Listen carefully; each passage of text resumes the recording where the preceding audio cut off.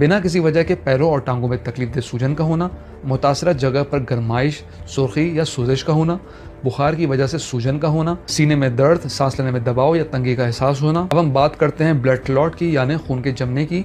अगर ये जिस्म में बनने लगें तो इससे खून की गर्दिश पूरे जिस्म में मुमकिन नहीं हो पाती। अमूमन जब ये टांगों में बन जाएं तो खून का बहाव दिल की जानिब रुकने से टांगों में सूजन हो सकती है। सूजन और वर्म के साथ मरीज को दर्द, थकावट, बुखार और मुतासरा जगह का सुर्ख होना, ये भी अलामत हो सकती हैं। पैरों में वर्म की एक और वजह इन्फेक्शन या जिस्म में सोजिश हो सकती है। ऐसे अफराद जो ज़ियाबतीज़ या हाई ब्लड प्रेशर में मुब्तला हैं, ऐसे अफराद को पैरों में सूजन हो सकती है।